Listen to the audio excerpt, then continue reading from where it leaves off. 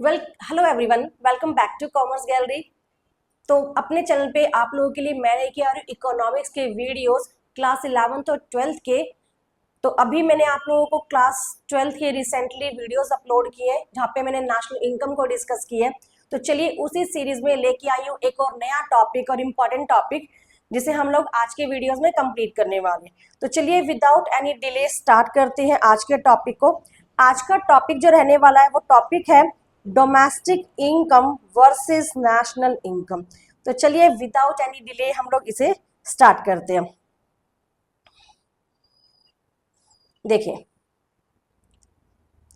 Domestic income को समझने के लिए आप लोगों से एक छोटी सी रिक्वेस्ट है कि आप लोग जो इसके प्रीवियस पार्ट्स हैं जहां पे मैंने रेजिडेंटशिप और टेरिटरी की डोमेस्टिक टेरिटरी क्या होती है उन कॉन्सेप्ट्स को एक्सप्लेन किया है। तो अगर आप लोग वो कॉन्सेप्ट्स नहीं देख के आएंगे तो आपको ये टॉपिक बिल्कुल भी समझ में नहीं आएगा। तो छोटी सी रिक्वेस्ट है कि एक बार जाके आप लोग उन टॉपिक्स को समझ के आए तो आप लोग को ये वीडियोस बहुत इजीली या ये टॉपिक बहुत इजीली समझ में आ जाएगा। चलिए बात करते हैं सबसे पहले डोमेस्टिक इनकम की कि क्या है domestic income. Domestic income refers to income earned within domestic territory of a country. अब यहाँ पे मैं एजम्पशन लेके चल रही हूँ कि आप लोगों को पता है कि डोमेस्टिक टेरिटरी का मतलब क्या होता है। तो अगर नहीं पता तो फिर से रिक्वेस्ट करना चाहूंगी जाके वीडियोस देख के आए वरना नहीं समझ में आएगा। During a given period of time वो पैसा जो आपने अपने देश की डोमेस्टिक टेरिटरी यानी सीमा के अंदर कमाया है वो पैसा आपका डोमेस्टिक इनकम कहलाता है। इस बात से फर्क नहीं पड़ता कि वो पैसा रेजिडेंट ने कमाया है या फिर नॉन रेजिडेंट ने कमाया। देखिए, income earned by the resident within the domestic territory या income earned by the non resident within the domestic territory. तो आपका पैसा टेरिटरी के अंदर कमाया गया होना चाहिए। एग्जाम्पल ले लेते हैं यहाँ पे, जैसे मान लीजिए इंडिया के अंदर इनकम जनरेट हुई है तो वो क्या कहलाएगी, डोमेस्टिक इनकम कहलाएगी। लेकिन अगर चाइना के अंदर इंडियन एम्बेसी में भी अगर इनकम जनरेट हो रही है तो वो भी आप ही की डोमेस्टिक इनकम कहलाएगी। क्यों? क्योंकि वो आपकी टेरिटरी के अंदर इनकम जनरेट हुई है। चलिए नेक्स्ट पॉइंट देखते हैं, नेशनल इनकम। अब नेशनल इनकम क्या होता है, income earned by the resident, income earned by the normal resident of a country. अब रेजिडेंट कौन होते हैं, अगेन वही बात है कि आपको पता होना चाहिए इस चीज के बारे में कि रेजिडेंट कौन होते हैं। फटाफट से थोड़ा डिस्कस भी कर देती हूँ कि वो पर्सन जो किसी देश के अंदर रहते हैं लगभग एक साल तक के समय के लिए और उनका सेंटर ऑफ इकोनॉमिक इंटरेस्ट उसी कंट्री में लाई करता है, यानी वो रहना खाना पीना बेसिक कंजम्पशन इन्वेस्टमेंट प्रोडक्शन ये सब एक्टिविटीज उसी देश के अंदर परफॉर्म कर रहे हैं तो क्या कहलाएंगे, आपके नॉर्मल रेजिडेंट कहलाएंगे। तो नेशनल इनकम वो इनकम है जो अर्न्ड बाय द रेजिडेंट होती है। इस बात से फर्क नहीं पड़ेगा कि वो जो पैसा है कहाँ कमाया गया, period of time irrespective of the whether it is earn, इस बात से फर्क नहीं पड़ेगा कि आपने उस पैसे को कहाँ कमाया कहाँ नहीं कमाया। देखिए, income earned by the resident with in and और आउटसाइड द टेरिटरी, निवासी कमाएगा रेजिडेंट कमाएगा चाहे देश के अंदर चाहे देश के बाहर। Income earned by the resident abroad, resident होने चाहिए यानी वो पर्सन आपका रेजिडेंट होना चाहिए। नेक्स्ट इसमें लिखा है कि नेशनल इनकम के अंदर नेट फैक्टर इनकम अब्रोड को शामिल किया जाता है। ये नेट फैक्टर इनकम अब्रोड क्या होता है, जब आप लोग फैक्टर इनकम फ्रॉम अब्रोड में से फैक्टर इनकम टू अब्रोड को माइनस कर देते हैं तो हमारे पास आ जाता है net factor income from abroad. अब नेट फैक्टर इनकम अब्रोड का एक्चुअली मतलब क्या होता है, फैक्टर इनकम फ्रॉम अब्रोड विदेशों से जितना पैसा हम लोगों ने कमाया, फैक्टर इनकम टू अब्रोड विदेशी लोग जितना पैसा यहाँ से कमा के लेंगे तो उसका जो नेट इफेक्ट होगा वो हम लोग लेंगे जो कि आपका नेशनल इनकम के अंदर शामिल किया जाता है। तो चलिए ये छोटा सा कॉन्सेप्ट था। तो क्वेश्चंस करते हुए आपके दिमाग में होना चाहिए कि डोमेस्टिक इनकम टेरिटरी में कमाई जाएगी और national income earned by resident होनी चाहिए। बस आपने इन्हीं सब चीजों को ढूंढना है। अब यहाँ पे कुछ क्वेश्चंस गिवन है स्क्रीन के ऊपर, मैं चाहूंगी कि आप लोग इसका स्क्रीनशॉट लें और खुद इसे सॉल्व करें। आंसर्स भी गिवन है यहाँ पे, अगर किसी में डाउट आए तो आप कमेंट करके मुझसे पूछ सकते हैं क्योंकि अगर मैं ये सारे क्वेश्चंस आपको एक्सप्लेन करूंगी तो वीडियो काफी लंबी हो जाने वाली है। तो मैं चाहती हूँ कि एक और इम्पॉर्टेंट टॉपिक जो कि एग्जाम पॉइंट ऑफ व्यू से very very very very important रहने वाला है उसे एक्सप्लेन करें। चलिए उस टॉपिक का नेम है जीडीपी एंड वेलफेयर। अब जीडीपी एंड वेलफेयर का मतलब क्या होता है, देखिए जीडीपी एंड वेलफेयर का मतलब समझे इससे पहले हम एक छोटा सा कॉन्सेप्ट समझते हैं कि अगर आपकी जो जीडीपी का मतलब होता है ग्रॉस डोमेस्टिक प्रोडक्शन, हर देश का ऑब्जेक्टिव होता है कि उसकी जीडीपी बढ़े।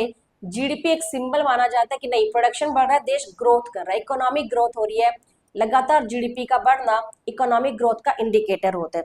अगर आपके देश में जीडीपी बढ़ रही है तो इसका साफ साफ मतलब है कि आउटपुट भी बढ़ रहा है, आपके देश में प्रोडक्शन भी बढ़ रहा है।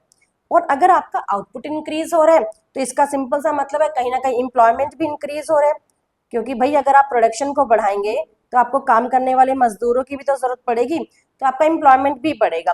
एम्प्लॉयमेंट बढ़ेगा तो देश में कहीं ना कहीं नेशनल इनकम भी बढ़ेगी, नेशनल इनकम भी बढ़ने वाली है और पर कैपिटा इनकम वो भी बढ़ने वाली है। लेकिन जरूरी नहीं है कि जीडीपी का बढ़ना वेलफेयर भी हो। अब वेलफेयर एक अलग कॉन्सेप्ट होता है जो हम लोगों को इसमें पढ़ना है, और इसी चीज को नाम दिया गया जीडीपी एंड वेलफेयर का। देखिए, GDP and welfare. GDP is often considered as an index of the welfare of the people. However, this is generalization may not be correct due to of the following reason. कुछ कारण है जिसकी वजह से ये बात हमेशा कि जीडीपी बढ़ी, आउटपुट बढ़ा, एम्प्लॉयमेंट बढ़ा, नेशनल इनकम बढ़ी, जरूरी नहीं है ये हमेशा ही सही हो। तो सबसे पहला पॉइंट है इसके अंदर डिस्ट्रीब्यूशन ऑफ जीडीपी। देखिए, ऐसा हो सकता है कि आपकी जीडीपी तो बढ़ गई लेकिन इसका डिस्ट्रीब्यूशन सही से नहीं हो पाया, यानी बढ़ी हुई जीडीपी का फायदा केवल रिच सेक्शन ऑफ सोसाइटीज को ही मिल रहा है, तो उस केस में वो वेलफेयर से कनेक्टेड नहीं है। वेलफेयर एक अलग कॉन्सेप्ट है, जीडीपी का बढ़ना नॉर्मली कंसिडर किया जाता है, जिसकी जीडीपी बढ़ रही है तो वेलफेयर भी होगा, लेकिन ये बात हमेशा सच नहीं होती है। चलिए देखते हैं। It is possible that with rise in the GDP, inequality in the distribution of income may also increases. It is possible that between rich and poor जो gap है वो increase हो जाएगा। Increase in the GDP does not take into account change in the inequalities in the distribution of income. So welfare of the people may not rise as much rise in the GDP. अगर आपका distribution of income जो है वो अलग है, देखिए जैसे हम इस पिक्चर से भी समझ सकते हैं, मान लीजिए इतना बड़ा हिस्सा सिर्फ एक पर्सन को मिल रहा है और यहाँ पे बहुत सारे पर्सन है जिनको जीडीपी का कुछ हिस्सा मिल रहा है, तो यहाँ पे ये क्या, ये अनइक्वालिटी है। तो जीडीपी का जो डिस्ट्रीब्यूशन है अगर वो सही से होगा तो ही आपका वेलफेयर जो इंक्रीज होगा। नेक्स्ट देखिए, नेक्स्ट पॉइंट है चेंज इन द प्राइसेस। अगर हमारी जीडीपी बढ़ती है due to rise in prices की वजह से, अब प्राइसेस की वजह से कैसे, देखिए जीडीपी को निकालने के ना दो तरीके होते हैं, एक होते हैं रियल जीडीपी, एक होती है नॉमिनल जीडीपी। अभी डिटेल में ये वाला टॉपिक मैंने अपने यूट्यूब चैनल पे अपलोड नहीं किया है, नेक्स्ट पार्ट में से भी अपलोड करूंगी with some small of the concepts. यहाँ पे सिर्फ थोड़ा सा पॉइंट समझ लीजिए, जो रियल जीडीपी होती है ना इसको हम लोग बेस ईयर प्राइस पे निकालते हैं। अब बेस ईयर कुछ ऐसा होता है कि कुछ प्रीवियस प्राइस पे आप कंपैरिजन करते हो, लेकिन नॉमिनल जीडीपी का मतलब होता है आज ही का प्रोडक्शन और आज ही की क्वांटिटी, यानी ये करंट ईयर प्राइस पे निकाला जाता है, करंट ईयर प्राइस पे। और नॉमिनल जीडीपी जब हम निकालते हैं तो जीडीपी एक्चुअल से बहुत ज्यादा बढ़ी हुई दिखाई देती है। देखिए, if increase in GDP is due to rise in price and not due to increase in the physical output, भी प्रोडक्शन तो इतना नहीं बढ़ा लेकिन कीमतें बहुत बढ़ गई है, इसलिए आप दिखा रहे हो कि आपकी जो जीडीपी है वो बहुत बड़ी हुई है। जीडीपी को निकालने का एक तरीका बेटा ये भी होता है प्राइस मल्टीप्लाई बाय क्वांटिटी, कि क्या प्राइस है और क्या आपकी क्वांटिटी है। तो क्वांटिटी अगर बहुत ज्यादा ना भी बढ़े लेकिन प्राइस बहुत ज्यादा बढ़ जाए तो जीडीपी उससे कई गुना बढ़ी हुई दिखाई देती है, then it will not be a reliable index of the economic growth. Next point पढ़ते हैं नॉन मॉनेटरी एक्सचेंजेस। जीडीपी के अंदर नॉन मॉनेटरी एक्सचेंजेस को भी शामिल नहीं किया जाता। देखिए, many activities in an economy are not evaluated in the monetary terms और these are not included in the GDP like services of housewife, kitchen, gardening. लेकिन ये सारी चीजें आपके वेलफेयर को इफेक्ट करती हैं, हमारी सोसाइटी, हमारे समाज को इफेक्ट करती हैं, लेकिन इनको जीडीपी में शामिल किया ही नहीं जाता। चलें देखें, GDP is an important indicator but not only measure of the countries welfare. तो सिर्फ वो सिर्फ इंडिकेटर है, देश के कल्याण का सूचक नहीं। आप बोलो कि वेलफेयर का भी एक इंडिकेटर है, दैट इज नॉट ट्रू। एक कंट्री का वेलफेयर डिपेंड करता है वहां की हेल्थ पे, वहां की एजुकेशन पे, वहां की इन्वायरमेंट पे, वहां पे इक्वालिटी पे, वहां की क्वालिटी ऑफ लाइफ पे, जो कि वेलफेयर पे काफी ज्यादा इफेक्ट डालती है। नेक्स्ट पॉइंट है आपका rate of change in population growth. अब मान लीजिए जो आपकी जनसंख्या लगातार किस दर से बढ़ रही है, जीडीपी से तो कंसीडर नहीं करती है लेकिन ये वेलफेयर पे बहुत इफेक्ट डालती है। GDP does not consider the change in population of a country if the rate of change in population growth is higher than the growth rate of GDP, then availability of goods and services per capita जो होती है वो reduce हो जाती है। देखिए, जनसंख्या अगर लगातार बढ़ती जा रही है तो पर हेड जो चीजें हैं वो कम ही तो डिस्ट्रीब्यूट होंगी ना। This adversely affect the economic welfare of the people. However, this change of population is not directly reflected in the GDP. देखिए, मान लीजिए किसी घर में पहले 4 बच्चे थे, है ना, तो उनके बीच में जितनी भी चीजें आती, अब उस घर में 10 बच्चे हो जाते हैं, तो वो चीजें जो है डिवाइड होने, ऑब्वियसली पर कैपिटल जो पर कैपिटा है वो रिड्यूस हो जाएगा, यानी हर किसी के हिस्से में कम कम चीजें आएंगी। तो जीडीपी ग्रोथ के बढ़ने की वजह से, रेट ऑफ पॉपुलेशन ग्रोथ बढ़ने की वजह से जो अवेलेबिलिटी ऑफ पर हेड गुड्स एंड सर्विसेज हो जाती है रिड्यूस, उसको शामिल नहीं करता है जीडीपी के अंदर। तो ये भी एक लिमिटेशन आती है जीडीपी की। लास्ट पॉइंट है, और ये बहुत ही इंपॉर्टेंट पॉइंट है, एक्सटर्नलिटीज का। एक्सटर्नलिटीज क्या होती है भाई? ये वो बेनिफिट्स होते हैं या फिर वो लॉसेज होते हैं। Benefits of losses of an economic activity caused by a firm or an individual for which they are not paid or penalized या rewarded। देखिए, कोई भी इकोनॉमिक एक्टिविटी जिसकी वजह से आपको या तो फायदा हुआ या फिर नुकसान हुआ, लेकिन उस फायदे के लिए ना तो आपने पेड किया और ना ही उस नुकसान के लिए आपको कुछ मतलब कंपनसेशन मिलेगा, तो उस केस में हम उसे क्या बोलते हैं? एक्सटर्नलिटीज बोलते हैं। देखिए, फॉर एग्जाम्पल लेते हैं, मान लीजिए आपके घर के पास एक फैक्ट्री बन जाती है, उस फैक्ट्री से पोल्यूशन आता है, स्मोक आता है, तो पोल्यूशन की वजह से क्या होगा कि भाई आपकी जो आसपास का एनवायरनमेंट है वो गंदा हो जाएगा, तो आपको नेगेटिव एक्सटर्नलिटीज मिलेगी, जबकि आपने इसके लिए कुछ वो नहीं किया। इसके अलावा पॉजिटिव एक्सटर्नलिटीज क्या होती है? पॉजिटिव का मतलब, मान लीजिए अगर आपके नेबर हैं जो कोई गार्डन बना लेते हैं अपने घर के पास, तो उसकी जो फ्रेगनेंस है, उसका जो एक पॉजिटिव इन्वायरमेंट है, उसका आपको फायदा मिलने वाला है, तो वो क्या कहलाएगा? आपका पॉजिटिव एक्सटर्नलिटीज कहलाएगा। देखिए एक बारी, जो आपकी याद रखिएगा, जीडीपी एक्सटर्नलिटीज को काउंट नहीं करती है।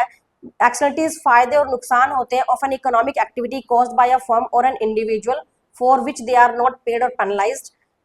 GDP does not take into account externalities, चाहे वो नेगेटिव हो चाहे वो पॉजिटिव हो। एग्जाम्पल दिखाते हैं यहाँ पे, environment pollution caused by industrial plants, this pollution reduce the welfare through the negative effect on the health. तो आपकी हेल्थ पे नेगेटिव इफेक्ट पड़ेगा, जिससे आपका जो है आपको नेगेटिव एक्सटर्नलिटीज मतलब नुकसान हो जाते हैं। और पॉजिटिव का क्या है? Use of public parks by the people for pleasure for which no payment were made by the public. तो पार्क्स में जब आप जाते हो, कोई पेमेंट नहीं करते, लेकिन आपको फिर भी प्लेजर फील होता है, तो किस चीज का? वो इकोनॉमिक एक्टिविटी ही है, गवर्नमेंट ने वो पार्क बनवाया है, तो आपको फायदा मिल रहा है। तो this increase welfare through the positive effect on the health. तो ये था आपका एक्सटर्नलिटीज, मीनिंग एग्जाम्पल्स दोनों एग्जाम में आते हैं, पॉजिटिव और नेगेटिव।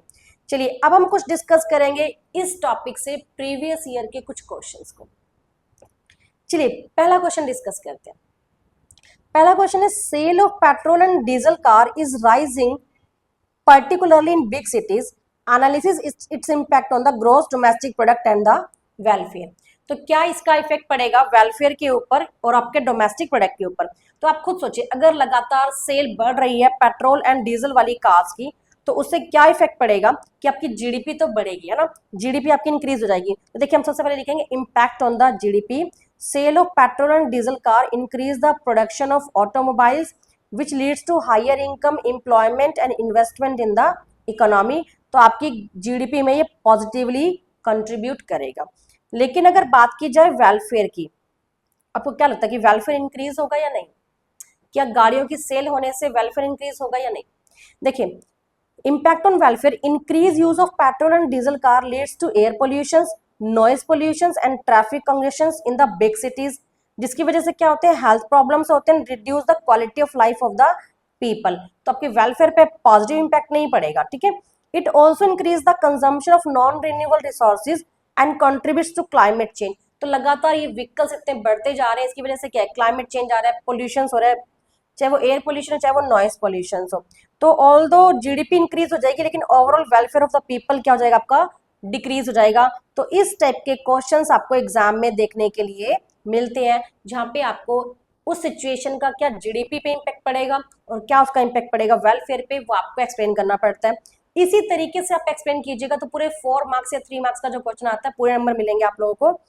अब नेक्स्ट 2 क्वेश्चंस और हैं जो बोर्ड के अंदर पूछे गए क्वेश्चंस हैं, लेकिन वो क्वेश्चन मैं चाहूंगी कि आप लोग खुद करें और उन क्वेश्चंस का स्क्रीनशॉट ले लें। यहाँ पे क्वेश्चन नंबर 2 कि गवर्नमेंट ने स्पेंड किया है चाइल्ड इम्यूनाइजेशन प्रोग्राम्स के ऊपर, यानी गवर्नमेंट वैक्सीनेशन पे खर्चा कर रही है, आपको जीडीपी पे और वेलफेयर पे उसका जो है इम्पैक्ट है एनालिसिस करना है। नेक्स्ट क्वेश्चन है हाउ, ये सिंपल क्वेश्चन है जो 3rd क्वेश्चन है, ऐसे क्वेश्चंस भी आते हैं एक एक पर्टिकुलर टॉपिक को पूछा जाता है। Explain how non monetary exchanges are act as a limitation of the GDP as an indicator of the welfare. तो प्लीज आप लोग ये क्वेश्चंस ये स्क्रीन शॉट लेते रहिए साथ साथ में, और इन क्वेश्चंस को जरूर सॉल्व कीजिएगा। इनमें से हो सकता है कोई क्वेश्चन आपके एग्जाम में रिपीट हो जाए, तो आपको लगेगा कि काश मैंने ये क्वेश्चन पढ़ लिया होता। तो थैंक यू सो मच। आज का टॉपिक यहीं पे एंड करते हैं। इस चैप्टर में अभी भी कुछ कुछ स्मॉल स्मॉल चीजें पेंडिंग है जो मैं आप लोगों के लिए नेक्स्ट वीडियो में डिस्कस करूंगी। Till then bye bye, thank you so much.